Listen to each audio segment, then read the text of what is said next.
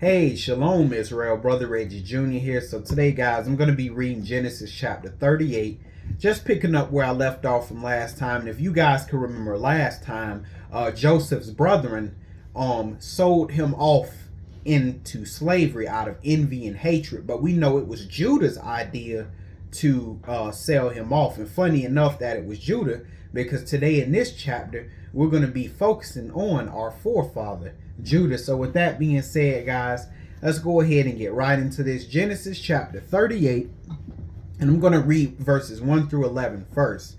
And it says, "And it came to pass at that time that Judah went down from his brethren," because some time had passed after they sold Joseph off.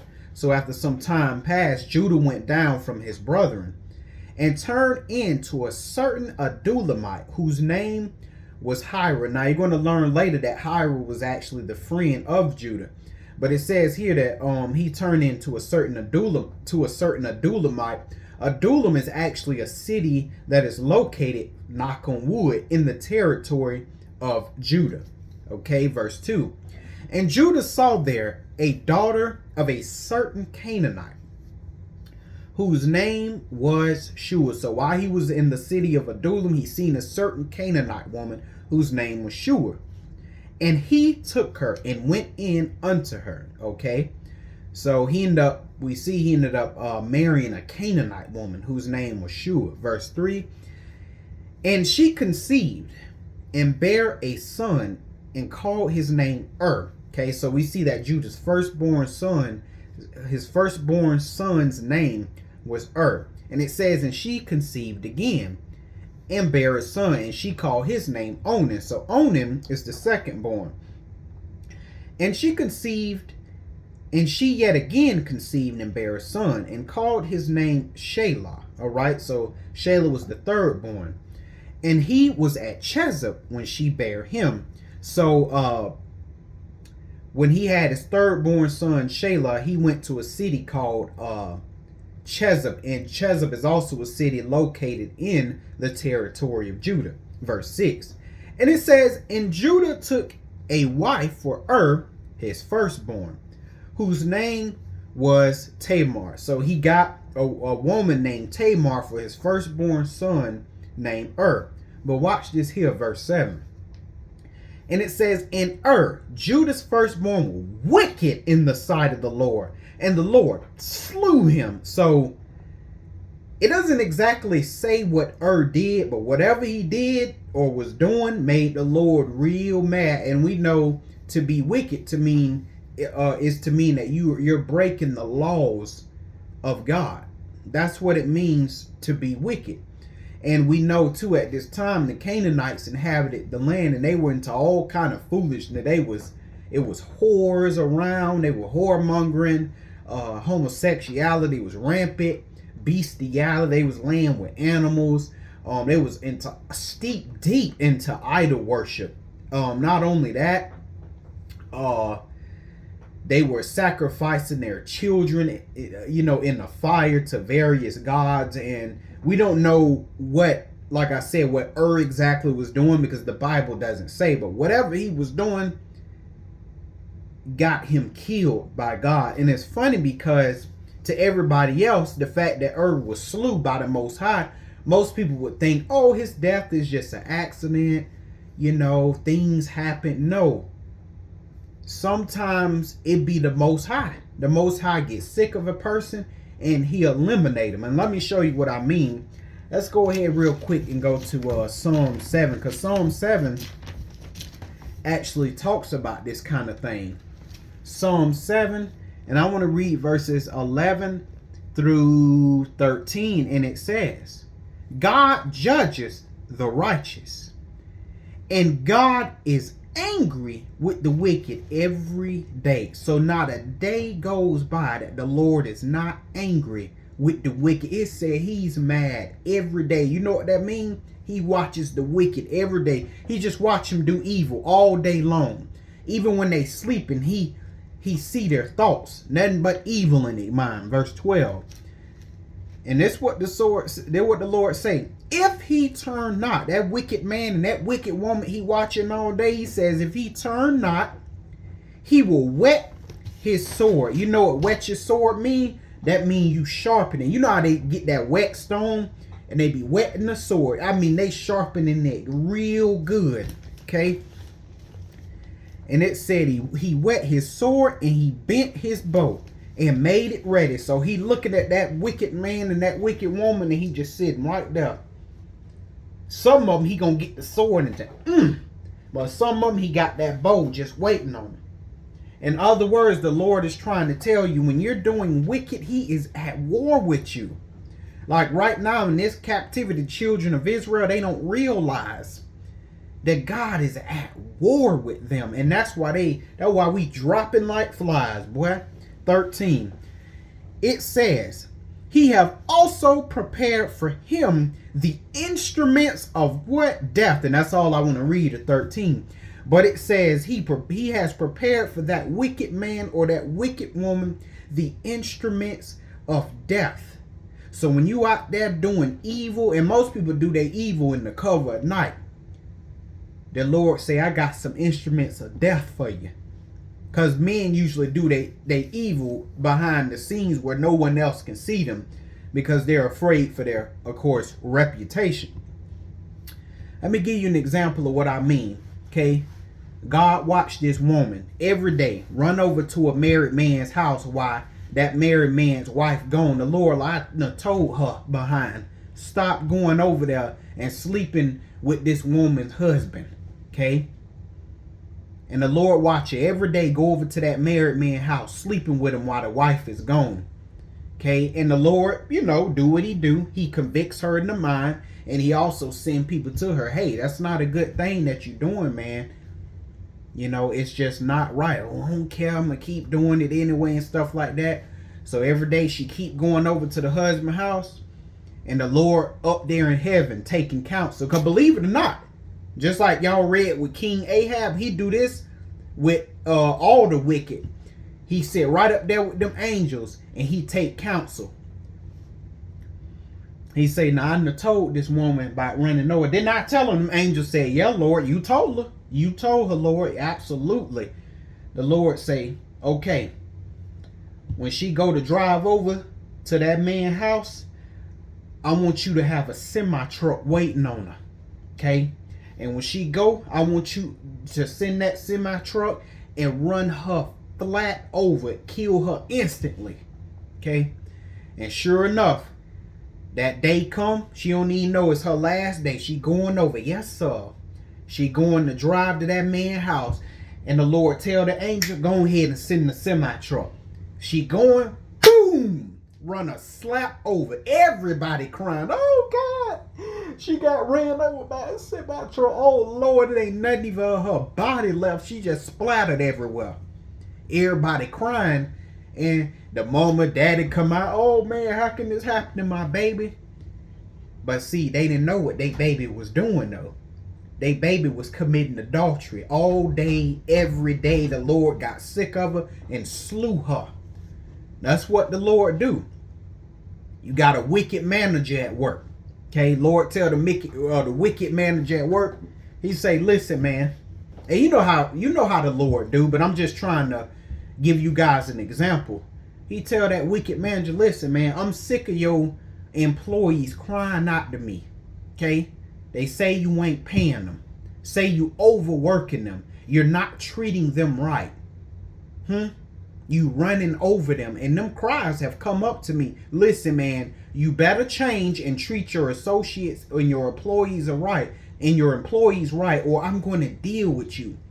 And that manager say, I don't care what you say, God. I'm going to continue to do what I do. You know why? Because I got power. And when you got power, you ain't got to listen to nobody. You know how men do. I ain't got to listen to nobody because I got the power right now. I don't answer to nobody. And the Lord, look, he back in heaven counseling. The Lord turned to them angels. The Lord say, you see this madness? That's how the Lord do in heaven. He say, y'all see this madness? The angels say, oh, yeah, Lord, we see it. I'm going to get that manager, I'm going to get that sucker 3 months to get it right.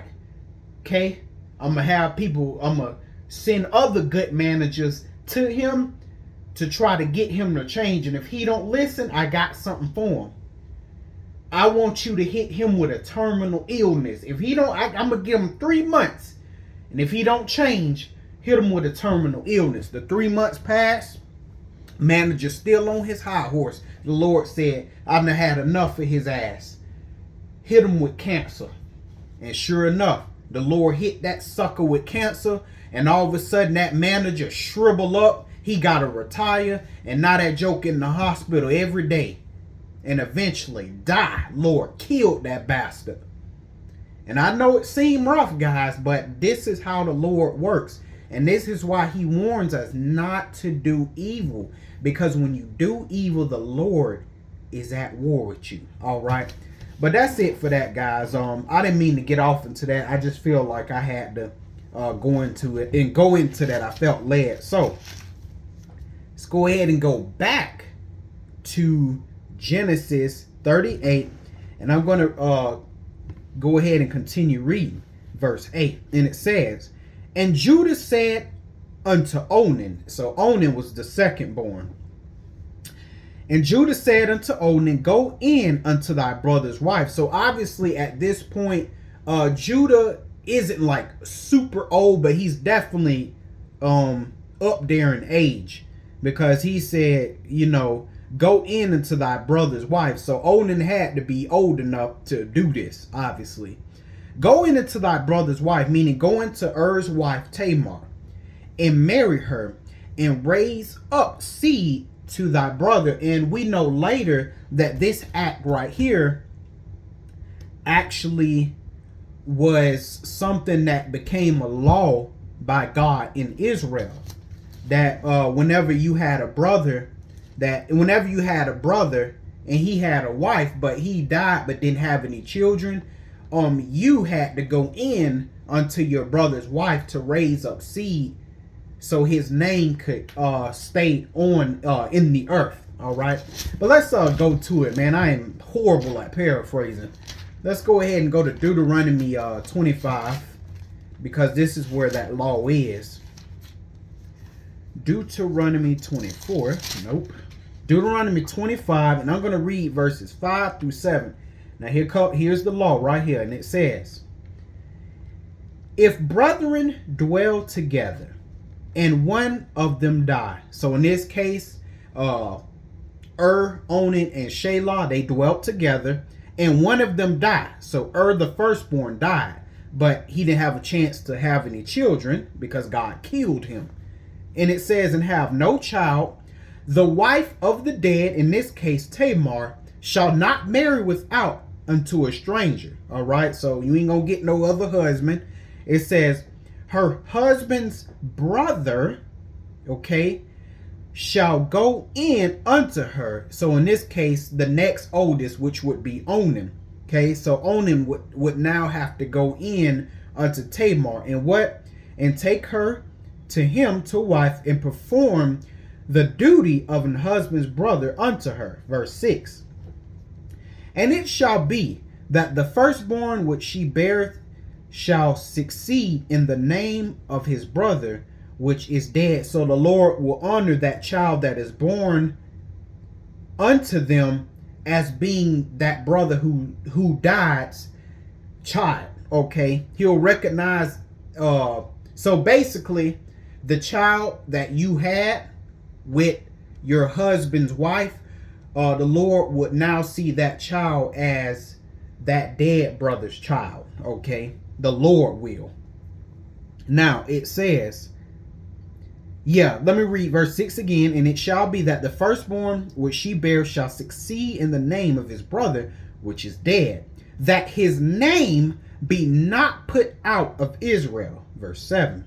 And it says, and if the man like not to take his brother's wife, then let his brother's wife, so it meaning if he didn't want to do it, I don't want to go in unto her, then let his brother's wife go up to the gate unto the elders and say, my husband's brother refuseth to raise up unto his brother a name in Israel, which why wouldn't you raise up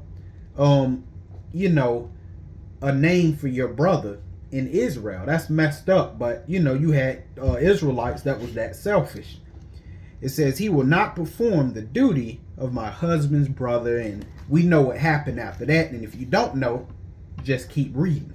Anyway, let's go ahead and go back to Genesis 38. So let's see if Onan is going to raise up seed to his brother by going in unto Tamar. All right. So let's keep reading 9 through 11. And it says, and Onan knew that the seed should not be his. So he knew, okay, if I do this, that child is not going to be mine. It's going to be my brother's Er's who died. Okay. And it says, and it came to pass when he went in unto his brother's wife that he spilled it on the ground, lest he should give seed to his brother. So he simply just slept. Yeah, he simply slept with Tamar, but he didn't put his seed in her. He spilled it on the ground because he knew that that child would not be his. So in that case, he just got Tamar out of pleasure. Verse 10. Oh boy. Now, you see how this law hasn't been really, quote, given in writing yet, but somehow our forefathers were aware of these laws. How do you think they knew that? Because the Most High told them. But once we became a nation, the 12 tribes of Israel, once we became a nation, then the Lord gave us the laws directly in writing, okay? Whereas before, you can kind of just look at it in context that the Most High, you know, told them the law. All right, so we see that these little laws that the Lord gave the 12 tribes of Israel, these laws were always here. They were always here, just like the first fruits, right? That holy day, we seen Cain, Abel, Adam, and Eve. We seen them doing first fruits. Okay, so the law has always been around. Ain't nothing new, guys. Verse 10, and it says, and the thing which he did displeased the Lord, therefore he slew him also. So, boy, God got real mad, boy. Why? Because that's not loving your brother, which is also a part of the law. So guess what? Man, God just killed Onan. God said, man, get that. Sorry, son. Boy, the Lord don't like when you don't do what he say. When you deliberately disobey God, you know what you're supposed to be doing and you don't do it, you deliberately disobey God. Amen. The Lord coming after you. Now, sometimes he don't always kill you. Sometimes, hit you with an illness, or he may break your legs or break your arms. He may afflict your children if you have children. It really just depends on God's grace. But the Lord didn't like Onan. He had enough of them, so the Lord got him on out of there. Verse 11.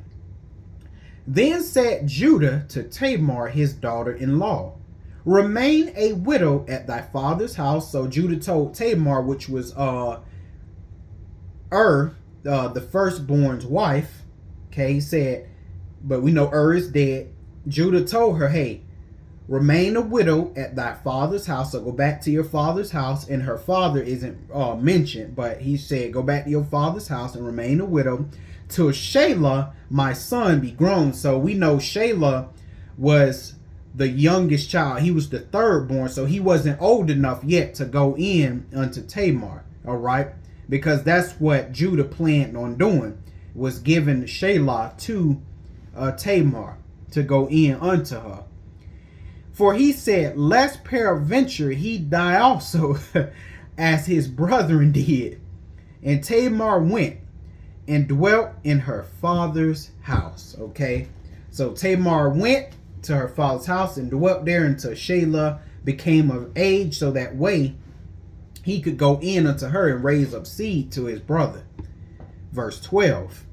Okay, yeah.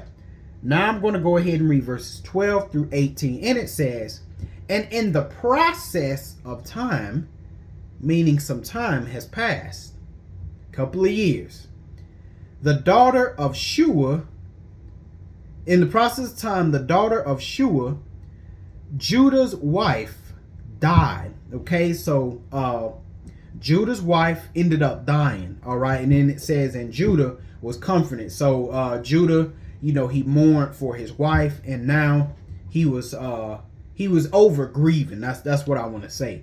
And went up to his sheep shears to Timnath, he and his friend Hira. So he's still with Hira, the Adulamite. 13.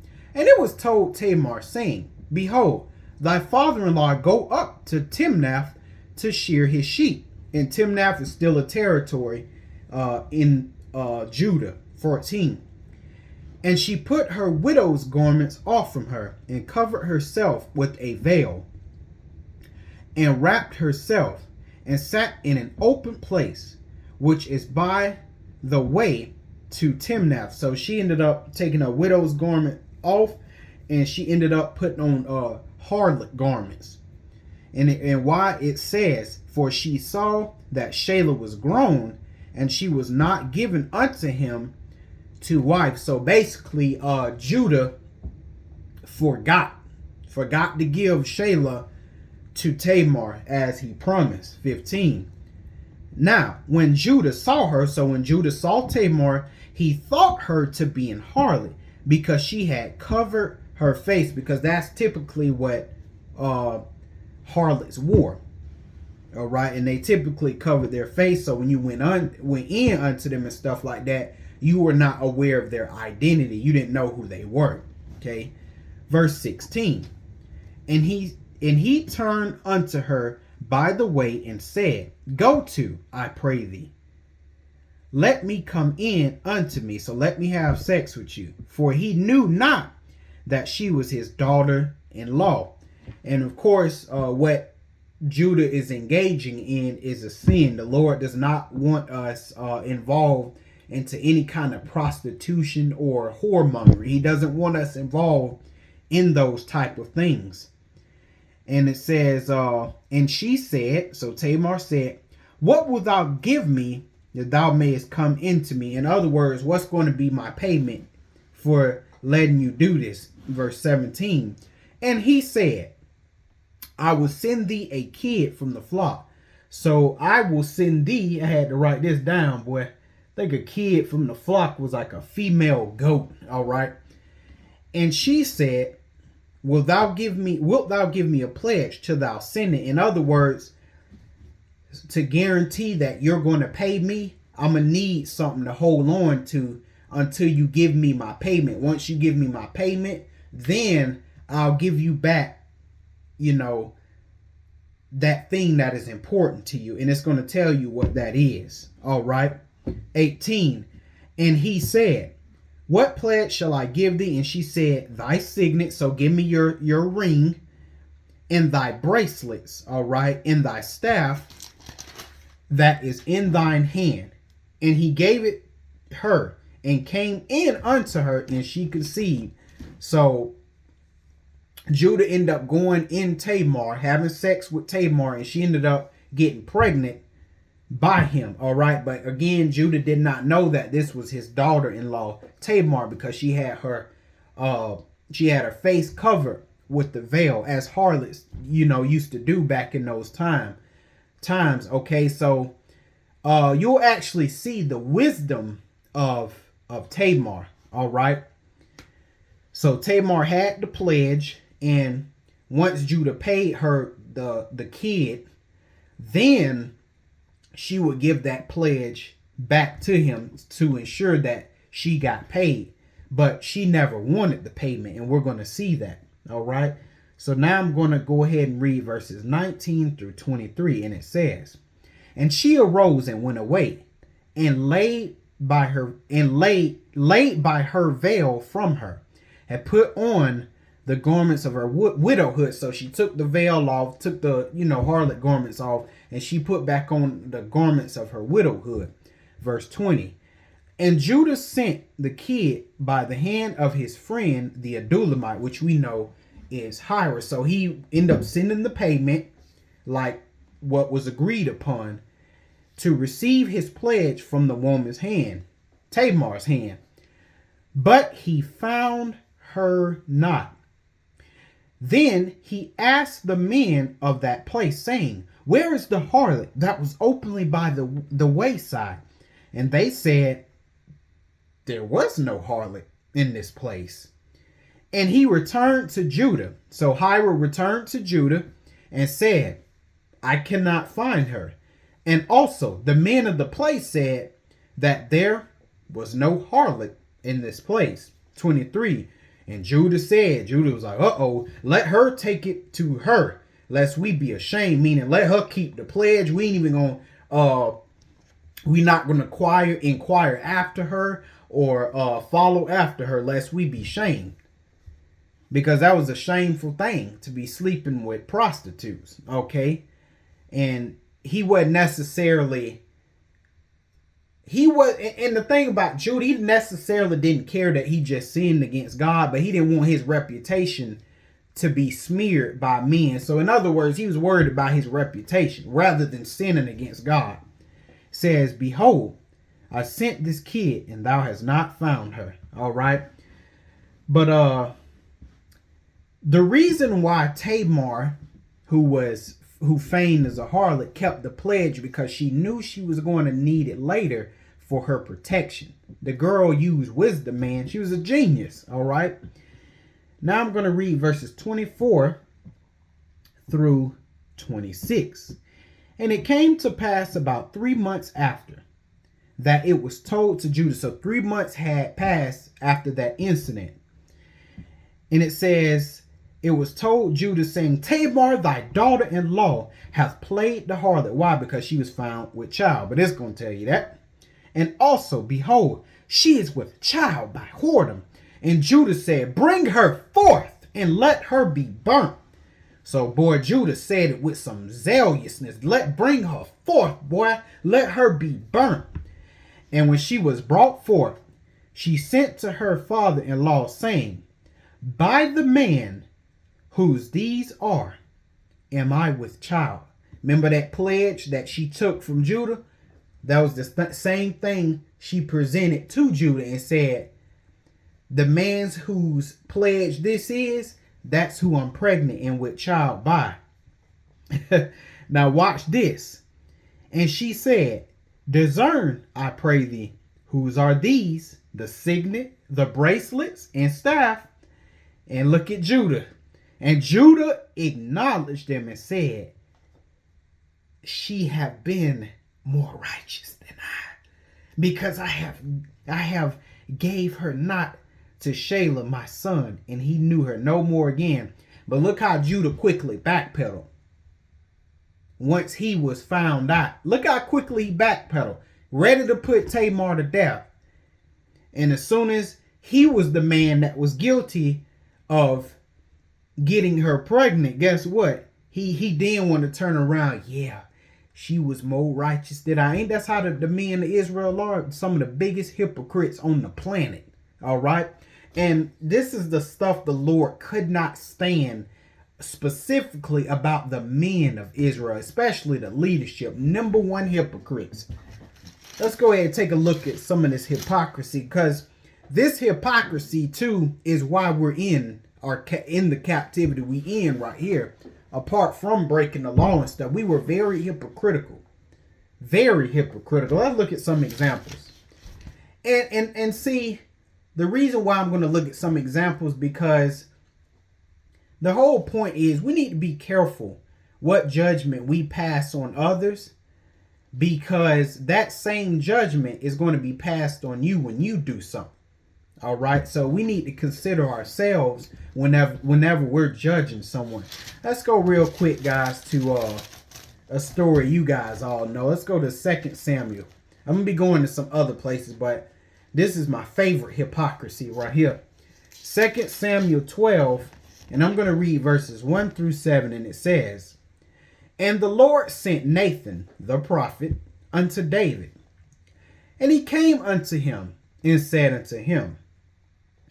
Now, David didn't know that Nathan is giving him a parable, but Nathan is presenting it as if this is something that's going on under David's nose in his kingdom. Nathan said, there were 2 men in one city, one rich and the other poor. The rich man had exceeding many flocks and herds. So the man was abundant in flocks and herds. 3, but the poor man had nothing. So the poor man, he didn't have all that except one ewe lamb, except one little female lamb. That's all he had, which he had bought and nourished up. And it grew up together with him and with his children. It did eat of his own meat and drank of his own cup and lay in his bosom and was unto him as a daughter. So that ewe lamb was just like a daughter to this man and to his family. Verse 4. And there came a traveler unto the rich man. Okay. And he spared to take of his own flock and of his own herd. So a traveler came to the rich man, meaning visiting this rich man. And it says this traveler, he spared to take of his own. Okay, it says, and he spared to take of his own flock and of his own herd to dress for the wayfaring man. Okay, yes, so it's this rich man. And it says, so he spared to take of his own flock and of his own herd. So he didn't want to use any of the animals that he had to do hospitality unto the traveler that was coming to see him. And it says, but he did what? Rather than take from his own flock, which he had an abundance of, he took the poor man's lamb and dressed it for the man that was come to him. And David's anger was greatly kindled against the man. So David in his mind thinking, how could he take the only thing that this poor man had, that lamb? That's all he had to his name. Okay. And not only that, this lamb was like a daughter to this man and to his family. And that rich man had plenty, had everything. And he still decided to take this poor man's stuff. So David was pissed. And look at the judgment David passed on the rich man. And he said to Nathan, as the Lord liveth, the man that have done this thing shall surely die. So that was the judgment he pronounced. He pronounced that rich man needed to die. Verse 6. And he shall restore the lamb fourfold because he did this thing, because he had no pity. So it went from this man need to die to, he need to restore that man fourfold because of the thing that he did and having no pity. But watch this now. Verse 7. And Nathan said to David. So Nathan the prophet looked David dead in his eyes. He said, David, thou art the man. So he said, David, you are the rich man in this story I'm talking about.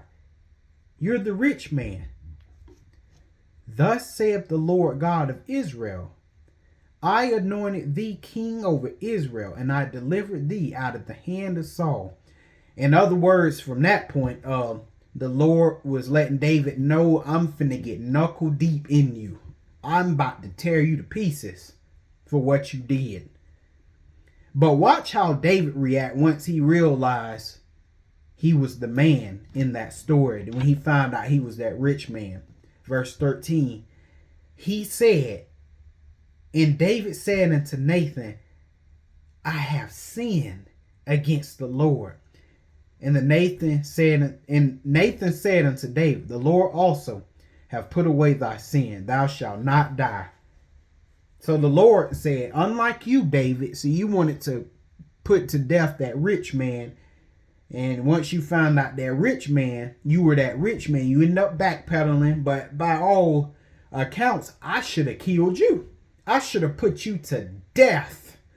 But because I'm a God of mercy and grace, because I love my neighbor as I love myself, David, I'm going to spare you and I'm going to put away your sin.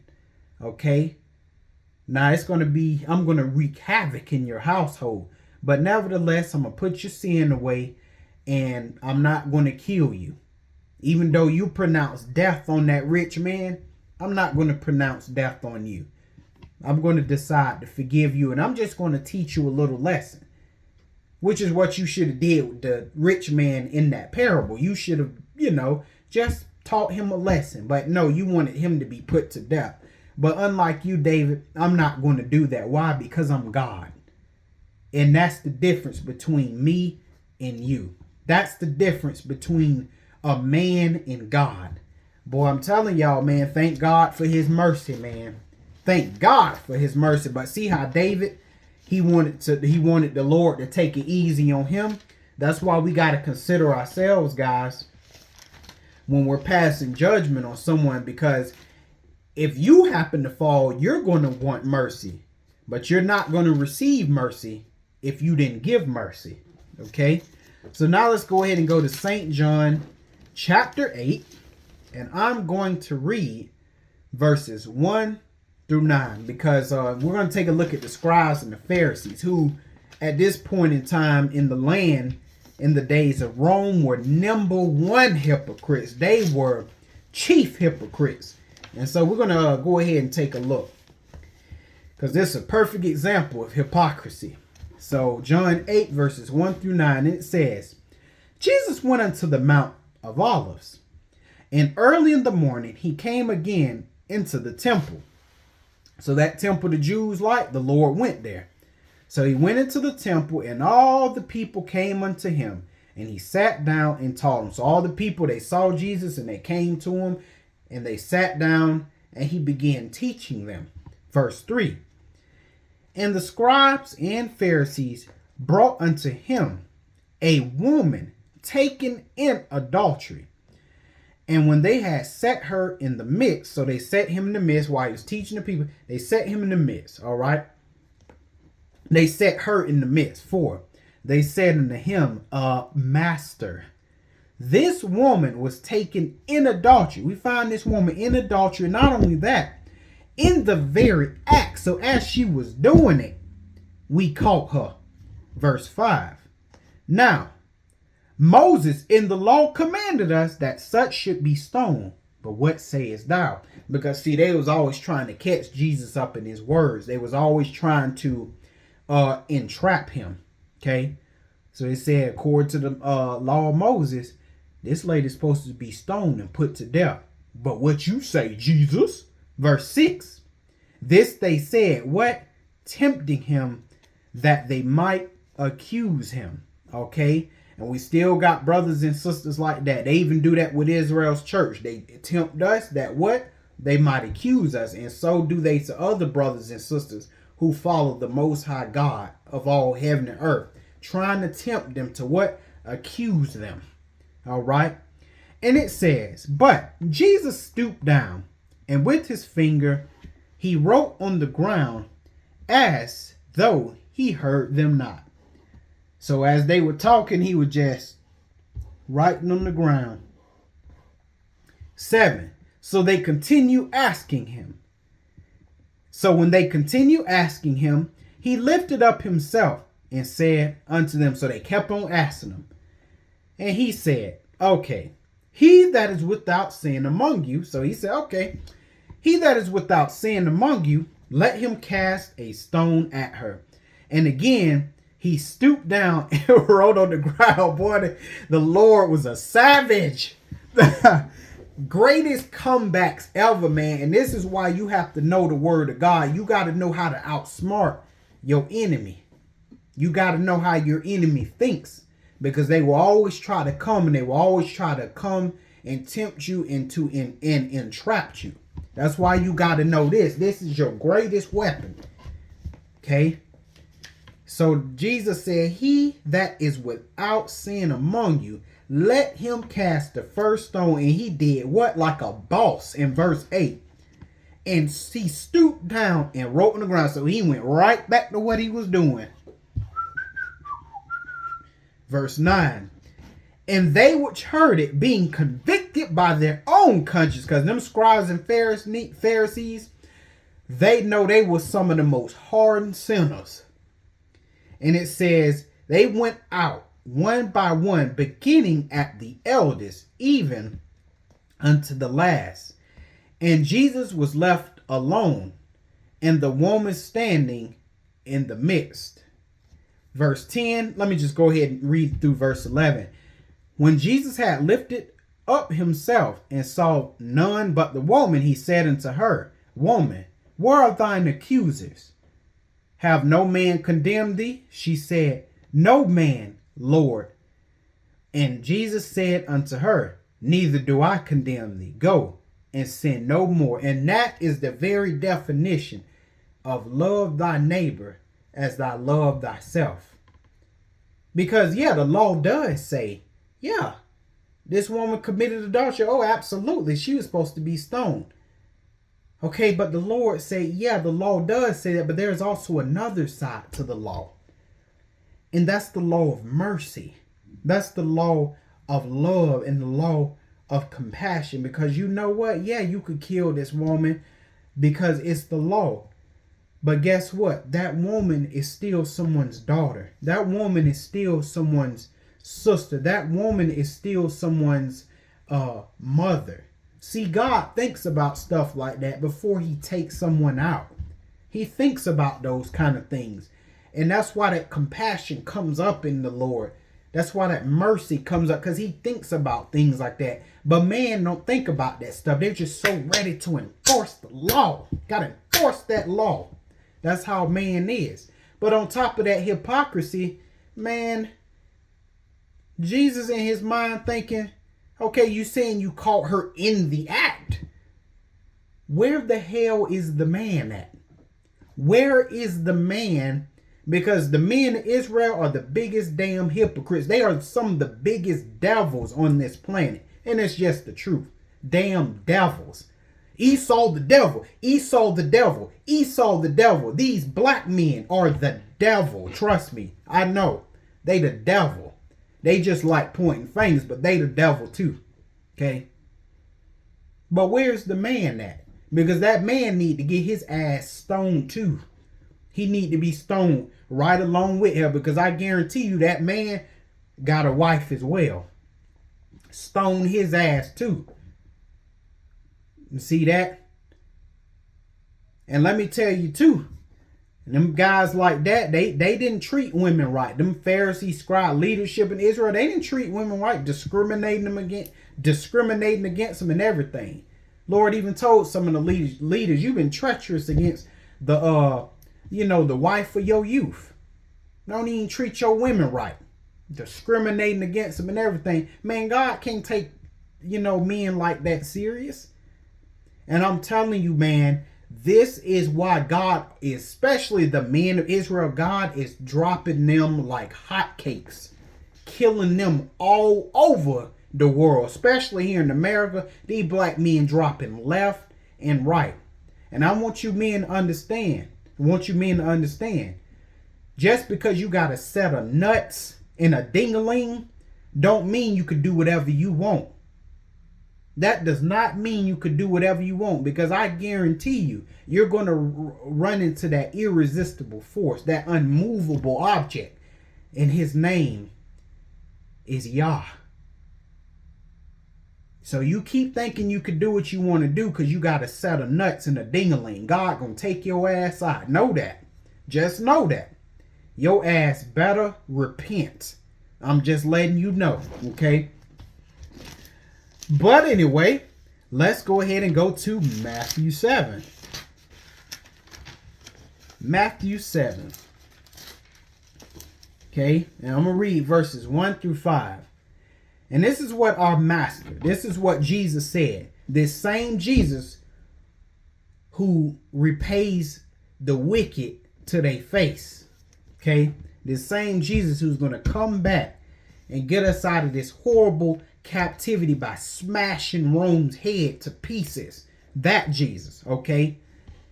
Jesus says, judge not that ye be not judged. Now, what does Jesus mean? That judge not that you be not judged? Well, you're going to see. For with what judgment ye judge, ye shall be judged. And with what measure ye meet, it shall be measured to you again. In other words, what Jesus is saying here is not that you can't judge somebody. But number one, make sure you ain't doing it. Okay, that's the first thing. And number two, when you judge, you need to show a lot of compassion and you need to show a lot of mercy. Because if you fall, or when you fall, because we are a mess, we are human beings, we are liable to be messed up at any time. But if or when you fall, you're going to want mercy. You're going to want compassion. So when you judge, you want to keep those things in mind. Verse 3. Now this is the Lord start getting into this hypocrisy. And he says, and why beholdest thou the mote that is in thy brother's eye, but considerest not the beam that is in thy own eye? So you up here telling your brother, yeah, you can't be sleeping with all these women and stuff like that. And, but you in the cover of night sleeping with a whole bunch of women. You got a big old beam in your eye. You talk about your brother may only be sleeping with one woman on the side, and you getting on, you can't be sleeping with her and stuff like that. But you doing worse. Behind the scenes, you sleeping with multiple women. Big old beam in your own eye. 5. The Lord calls you a what? He says, thou hypocrite, first cast out the beam out of thine own eye, and then shalt thou see clearly to cast out the mote out of thy brother's eye. In other words, if you're going to judge someone, make sure you ain't doing what you're judging against. Yeah, bro, you can't be doing all that stealing and stuff, but then you go to work, you stealing everything. You stealing candy, money, phones, you stealing everything. Taking everything that don't belong to you. The Lord don't like the hypocrisy. Verse 6. All right. Yeah, that's all I want to read of that right there. And last place we're going to go, guys. We're almost done. One more precept. And we're going to go back to Genesis 38. So, I want to go to the book of Galatians. So, let's go to Galatians. I always have a hard time finding this. Ephesians. Galatians. Okay, Galatians 6. And I'm going to read verse 1. Okay? Because, Paul is going to tell us something. It says, brethren, if a man be overtaken in fault, ye which are spiritual, restore such an one in the spirit of meekness. Okay? Okay, meaning this man or woman, they mess up, they sin, and they fail. They just fail. They couldn't overcome the temptation of sin, and they fail. Well, Paul said, hey, you which are spiritual, hey, he says, restore such an one in the spirit of meekness, considering thyself, lest thou also be tempted. Meaning you should be trying to win your brother and your sister back. Not bashing them over their head. Yeah, look at what they did. They did this. I told you they wasn't nothing but a no good sinner. They deserve to die. Let Satan have them. No, Paul said, hey man, restore that brother. Restore that sister. Try to win them back.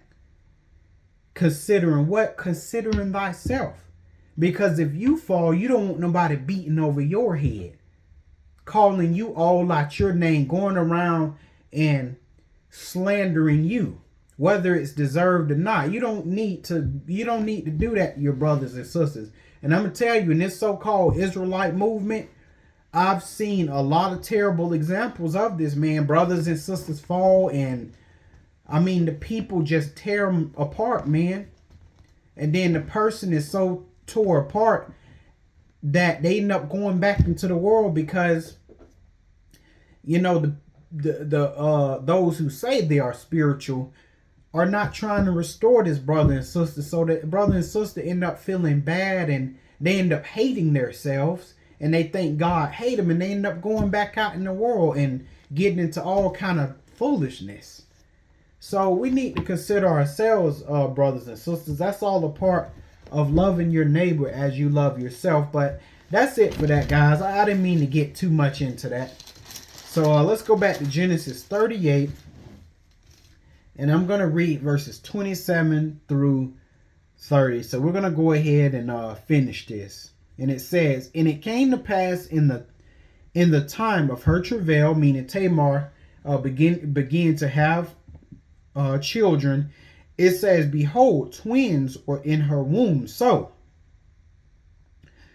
she ended up being pregnant with twins. Verse 28. And it's funny that it's twins because Judah's first two sons died. Remember?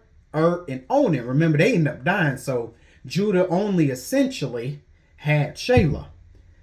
But it's almost as if these twins are replacing replacing and Onan. Verse 28.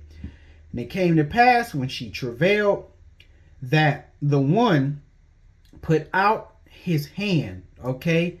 So there was a child that was going to come out first, and that one put his hand out, and it was like that one was going to come out first. And the midwife took and bound upon his hand a scarlet thread, saying, this came out first. And so that scarlet thread method must have been used whenever a woman was having twins. That way they knew which one was the oldest, which one came out first. Okay, so the midwife said, this came out first. And it came to pass, as the would-be firstborn drew his hand back in, that behold, his brother, the one that was going to be the last born, came out. So that one came out first. And so the midwife said, how hast thou broken forth? This breach shall be upon thee. Therefore his name was called Perez. So Perez was actually supposed to come out last, but he ended up coming out first. Okay, so his name basically means breach be upon thee. So he came out first. And afterward came out his brother that had the scarlet thread upon his name. His name was called Zerah. So Zerah was supposed to come out first, but he ended up coming out last. Okay, so that right there, that is very, very interesting. But the way I like to see this is that Perez and Zerah ended up replacing and Onan, who the Lord killed. So Judah essentially had 5 children, but 2 of his children, of course, and Onan, were killed by God. So I found that interesting that the Lord ended up essentially replacing and Onan with Perez and Zerah. So, whoo! All right, guys, that is the end of Genesis 38. I don't know what it was, but that chapter, for some reason, was extremely hard for me to do. That is, Genesis 38 has always been a hard chapter for me to explain for some reason, but I finally got through it. And so in the next chapter, guys, in Genesis 39, we are going to continue on with the story of Joseph. So pretty much 39 through Genesis 50 is going to just pretty much be all about Joseph. All right. So I hope you guys got some understanding, and I will catch you in the next chapter. Shalom.